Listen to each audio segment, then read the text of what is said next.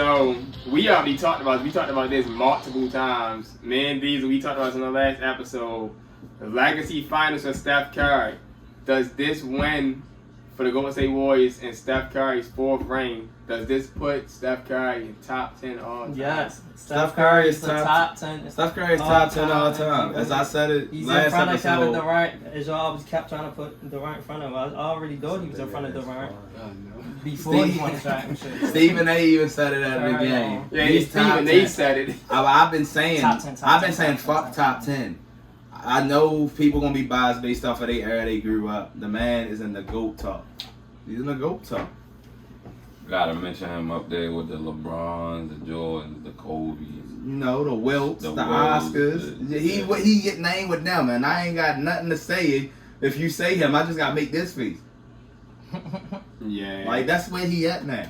Like, I'm just looking at, like I said on the last episode, it's not just about the stats and accolades, it's about the impact. We know LeBron stuff, his impact is like most, possibly the greatest all-around player ever.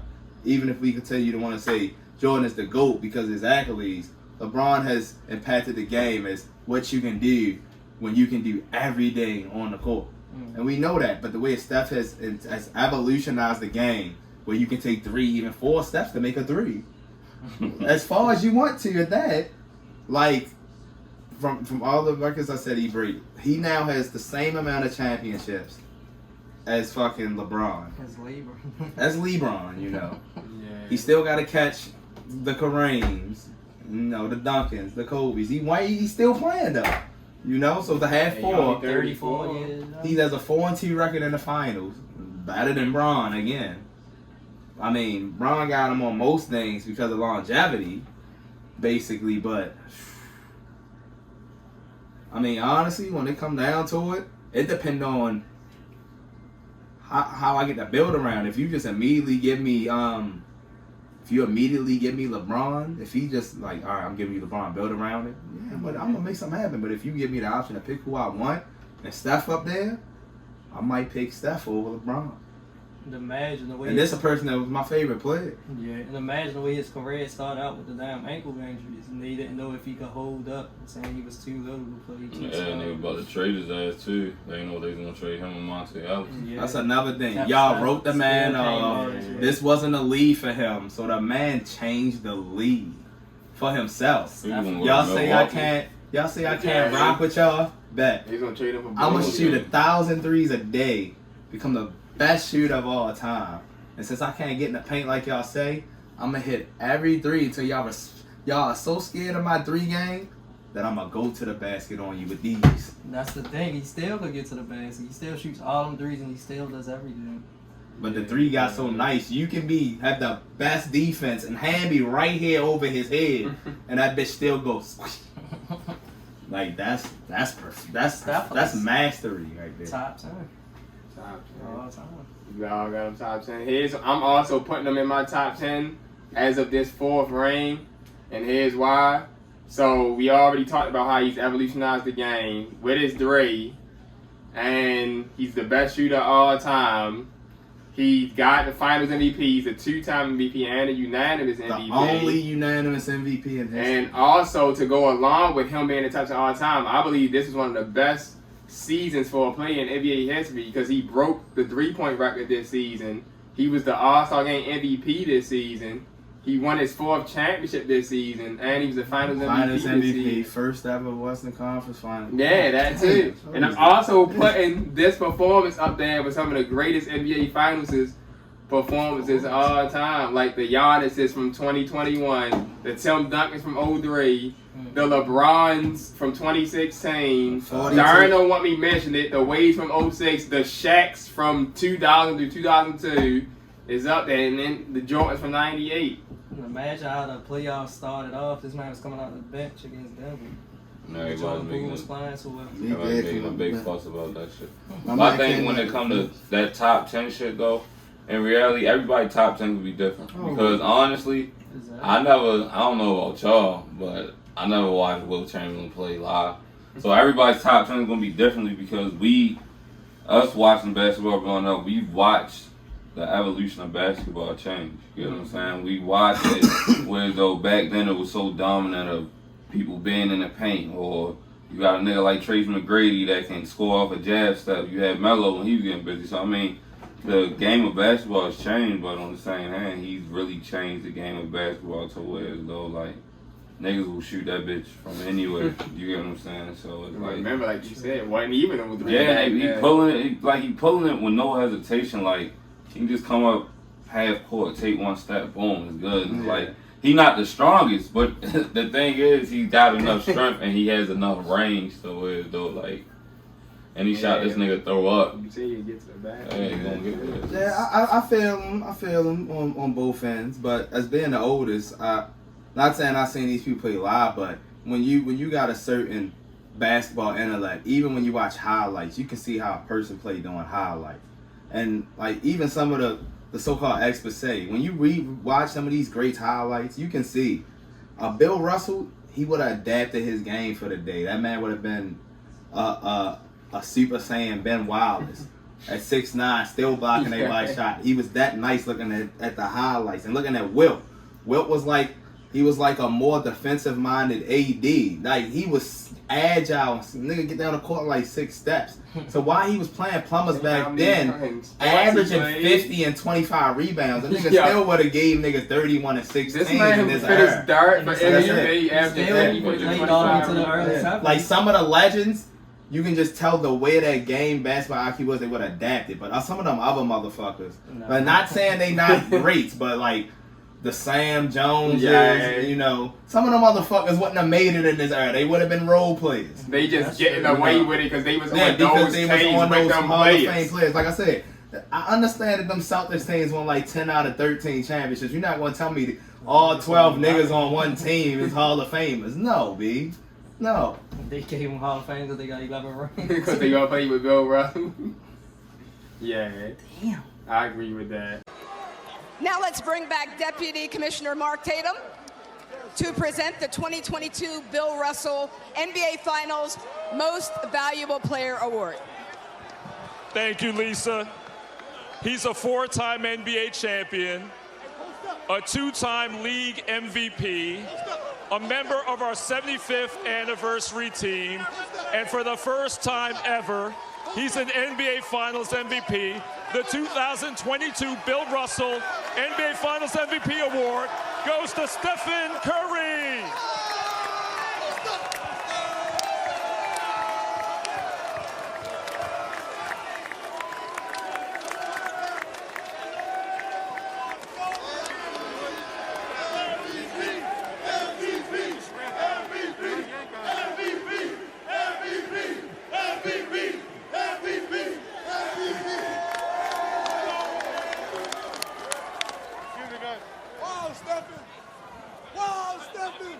For him to be that first player to get this unanimously, I think it just tells you how watered down our league is. You think so? Yeah, seriously, because you think about when MJ played, Shaq. I mean, those guys really played against top-notch competition, more superstars, I think, on more teams than it is in our league today. But it's well-deserved. I mean, because he had a hell of a season. It's breaking records. He's rewriting the record books. So, I mean... All right, so y'all want to talk about a coach now? I want to talk about Steve Kerr. So they was debating at the end of the game. They was actually trying to say if he was a top 5 coach of all time. I'm not going to go that far, but I think we can talk about him as like one of the top 10 coaches of all time now. After like when he took over Mark Jackson, he immediately got those championships and adapted. You see the way the Warriors play, offense and defense. You got to give him credit. You got to give him credit, but you can't take but so much credit from him. Yeah, Mark Jackson set the foundation. He had to go through the sour years, but you still got to know how to coach. You can be given all the pieces and still fail. Mm-hmm. Like the David Blatts. And then Tyronn Lue come over and take over and get a ring. Yo, David Blatt ain't do nothing wrong. You can't compare that. He did nothing. He Blatt them to the finals, then they was halfway through the season. All right, Mike Brown. Mike Brown. You got a chance? He's on the Mike Warriors. Brown got 4 times. No, I'm talking about when he was coaching the Cavs though. That shit was nasty, B. But They get right into the Spurs. You saying even when Mike Brown was coaching his playoffs, you can see how Oh yeah, I remember he was the Lakers when y'all was going through all of them coaches and Mike Brown, Mike Mike Brown was up every possession on defense. He's like the Warriors defense. Yeah, he's supposed to be the defense because we almost lost it. The Grizzlies, bro.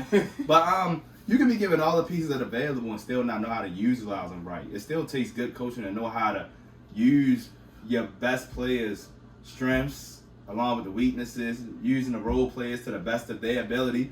Because it's a fact. You don't have to be a star, but you can be a star in your role. That's some real shit. And that's the kind of shit Gary Payton.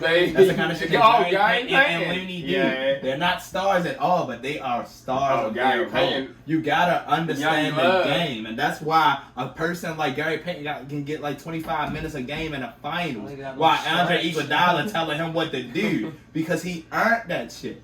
Like that's that shit. Hey, we know you still got it, but you a step slow. We gonna let GP go out there and dunk on a few niggas. Do what you used to do 6 years ago. And to add on to that also comes in the coaching too. Where Steve Kerr, like he's giving him an opportunity because he knows what he can provide. So he's giving him those minutes to go out there and show how his defensive prowess and all that. And look, he came back. Maybe he got injured in the Grizzlies series and immediately came back and made a big impact in the finals when he came back in game 2. Even though they had that mess and every season, game after that. Did we got the highest winning percentage in NBA history? Oh, Steve, I think he still did. Yeah, like I said, I'm always stand on my man Mark Jackson's side. Because, like I said, that's his team. They should be his championships. But Steve Kerr stepped in. They his championships. But you see, saying don't know what to happen. But I still will never ever give respect to the Zen Master. As I said, there was a couple coaches, including the great Doug Collins, who had to go through them losing years with Jordan before fucking Phil Jackson came with Scotty the same year. And although he won 6, he still was given a similar situation when he took over in LA. Who was the coach before that? Kurt Rambis, bum ass. Kurt Rambis, and then y'all still got him around 22 years Kurt later. Rambis, they had no coaching experience. You got rid of Kurt Rambis, and Phil Jackson licked his fucking chops. He said, "You want me to sign with Kobe?" You say Shaq? Shaq there too? I'm coming. I'm gonna win 3 rings in the next 4 years too. With Shaq and Kobe, 2 top 5 players. All I'm saying is Phil Jackson never had to build none of his championship teams. They was already all I'm saying is his steak and his lobster was already on a plate. He just had to add the fucking steak sauce. That's all I'm saying. That's all I'm saying. But as far as Steve, like I said, he didn't have to fill in gaps here, fill in gaps there. I take Steve over Phil Jackson. I'm gonna be real. I take Steve over Red Auerbach because Red ain't earned nothing with me. Like I said, Red was just a pioneer of the environment. Man, just smoking cigars. Like just the rest of them Hall of Famers there. Y'all was the pioneers. They were just getting up early. Yeah, you know, everybody has to start somewhere as the best. You know, like the Dodgers did it back in the early baseball days. You know, the Packers did it back in football. Everybody got to start as the best. You know, and it just happened to be the Hot darn. Steve Kerr came, but as a coach, Steve Kerr, 75th anniversary. He came out of the best situations too because, as you said, he had fucking Phil Jackson as a coach. And you gotta think when he's with the Spurs, 1, 2 championships with them. So you got 3 championships with the Bulls. You feel me? Got 3 championships with the Bulls, 2 with the Spurs, and you get 4 with the Warriors. Like I said, I don't respect nothing. I honestly don't think Steve learned nothing from Phil Jackson. I think he learned everything from Pop. Pop shit was built from the ground up from begin with. Like, I know Darren looking at me like, nigga, I give Don Nelson more credit than Phil Jackson. No, I would kind of agree with you with Steve Kerr. You say he built that, and Steve Kerr's kind of in that. Steve Kerr, like I said, he was given something, but he still built his own Golden State Warriors over the tenure. The Warriors big 3 just passed as far as big 3. Sorry, bro. For the most No, I'm honestly still giving it to the Spurs. Although all of them didn't get 5 like Duncan. What? Manny still got what? 3? Until Tony Parker got 4. No, Tony Parker got 4. Manny was there for the 4th one too. Yeah, so I only Duncan was there for the 99 Yeah, one. because then that was David Robinson and Avery Johnson. I know more than the 99 team than Avery Johnson. I know the whole starting five. Nigga, Sean Elliott, It was Ellie. Avery Johnson, Mario Ellie. Mario Ellie was like 36. David Robinson, Tim Duncan. John Jackson. Jerome Kersey was like 40. Jerome Kersey. Yo. Yeah. Even what's his name? Will Perdue was on there. Steve Kerr was on there. Hell yeah, that 99 team was stacked, B. That's when Avery Johnson hit that 3 in the corner, over Allen Houston. I guess the niggas. I'm sorry. We went all the way back to 99. Yeah, I gotta reminisce on my boys, the old 99. I mean, I see what Don saying. Second year Tim Duncan. I can't disagree with that, but I'm gonna still tell you. I'm gonna take that step. I'm gonna take the Spurs one because of the longevity of how it happened. Mm-hmm. From Duncan get his in 99, the 03, the 05. No, what was it? 03? Right? Yeah, 03, 05, then 07, then 13. 14. That shit 14. Well, 14, that shit stretched like 15 years to get them 4 or 5. Where they didn't got they 4 and 8 years, so they didn't create like a little dynasty thing. But Spurs had to go do a lot of shit, a lot of changes. Old ass motherfuckers getting hurt in the Olympics and shit, all that shit. And Stale kept going for that long. Yeah, I just think theirs is more impressive. To see that like they started off as like Duncan being one of the most dominant in his prime, Manny being one of the most dominant 6 men, and Tony Parker being an absolute top 10 starting point guard ever. To these motherfuckers literally being the old guys, letting the Kawhi Leonards and the Patty Mills do most of the heavy work and still getting the championships out of them. Like that's seeing the age thing of it. Like that's the same thing about like with Kobe. Nigga got his in 2000, 01, 02. Then I still got a couple more like 7, 8 years later. It's all about the progression of how you adapt to the game. Mm-hmm. Like it's cool if you get 2, 3 early, but if you don't ever get none again, then where did you really progress in your career? And Kobe was the ghost of that in the 2000s. That's how the longevity they did, even with those gaps of years. Why? Because you know how hard it is when like I said, that's the same thing with your boy. Your boy, and even the Spurs never missed the playoffs. One, but look what he had to go through to get through it. Because from 06 all the way to 2011. You had the Lakers and Spurs. And my man still ended up what? Top Then you had the Suns. Then the Suns came up. Yeah. And before the Suns, you had the Kings and Timberwolves. Yeah, it was just hard to just even get to the fucking Western Conference Finals. Hey, like you respect. Yeah, respect for that, like you said, and like the Warriors just won their 4th title in 8 years. So congrats to them.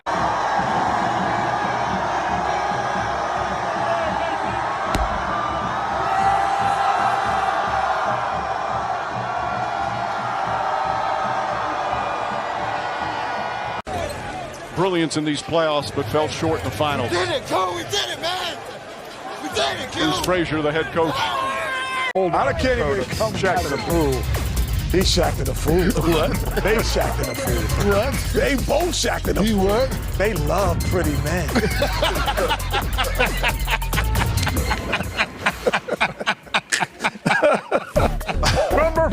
Number 4.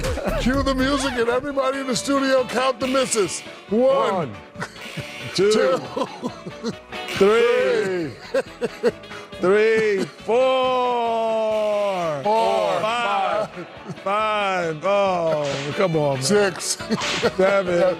Come on, man. You can't have that many layups to miss. Yeah, you're not gonna win a series doing that.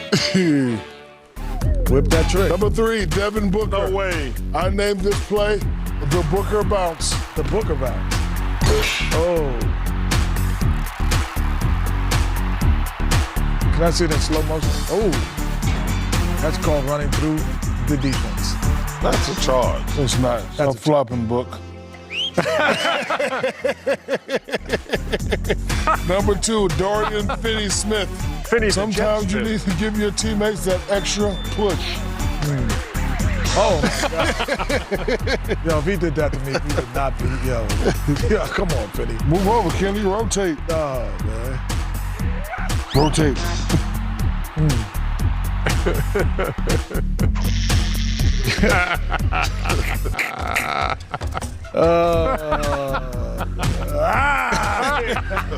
Number 1, Giannis and Marcus Smart. Legend has it they are still trying to get up off the floor.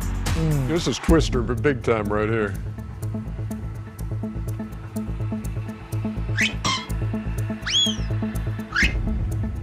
My man Jimmy Goldstein in the back. He's like, oh.